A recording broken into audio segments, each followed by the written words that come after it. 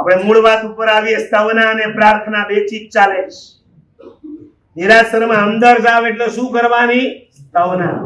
સીધે સીધી માંગણી ના કરવાની હોય. તમારી પાસે કોઈ રૂપિયા લેવા આવે, એ 5 લાખ આપણે એમ કહે, અરે અત્યારે તારા સ્ટાર જોરમાં ચાલે છે, તમે સમજી જાઓ કે ના સમજી જાઓ? સુનિલભાઈ પક્ષાળી શેના માટે આવ્યા છે?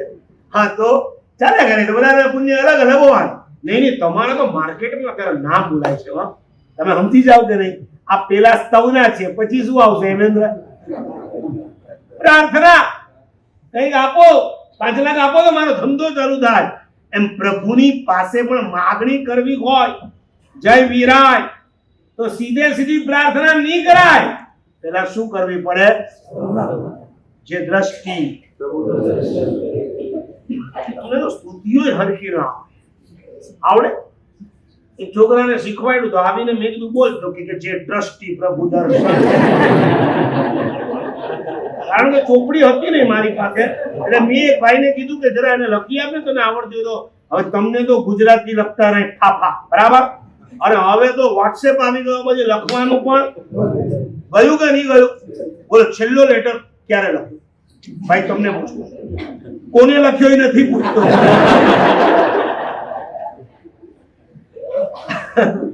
એક લવ લેટર લખતા હતા ને તો તમારી ગુજરાતી સુધારતી હતી.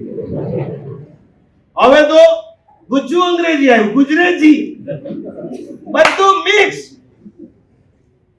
મેં કીધું લખી આપતો, ઓલા દ્રન એન્ડ ટ્રક હરખું કરે નાખ્યું. અને નાનું છોકરું એને તો જે વંચાણું એ બોલ્યું. મને કે જે ટ્રસ્ટી પ્રભુ દર્શન કરે તે ટ્રસ્ટી. હાવ સાચી વાત.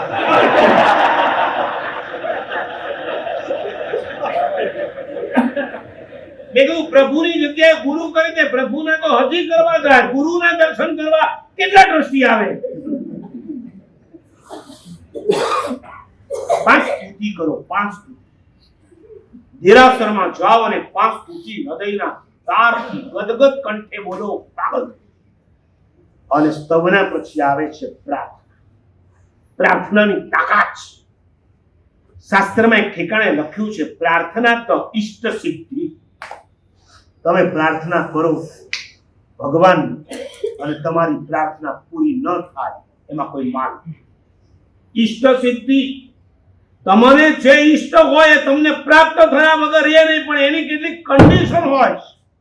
આ દોડતા દોડતા પહોંચ્યા, એ ભગવાન મારું આટલું કરી નાખશે, આમ ભાગ્યા, પછી આખા દાડામાં ભગવાન યાદ એને મળે. એક ભાઈ રોજ ગણપતિને જઈને કહે, તમારે કરોડપતિ બનાવી દો, મને કરોડપતિ બનાવી દો, મારે કાર લેવી છે, મારે કાર લેવી છે. ફરારી. હવે ગણપતિ એક દાડો સાંભળ્યું, 2 દાડો સાંભળ્યું, 1 વર્ષ સાંભળ્યું, 2 વર્ષ, 3 વર્ષ સાંભળ્યા પછી ગણપતિ કંટાળ્યા. એટલે 3જા વર્ષ જેવું પૂરું થયું, ઓલો કહે કે મને કરોડપતિ બનાવો, મને કાર લેવી છે. ગણપતિ પ્રગટ થયા, 1 લાખો મારી. બોલો કેમ? મને કાર જોઈતી હતી, લાખો નહીં. તો ગણપતિ કે અરે લલ્લુ, હું પોતે ઉંદરડા પર ફરું છું, તને કાર અપાવી હોત તો હું પેલા કારમાં ન ફરા. હું ઉંદરડા પર ફરક કરો.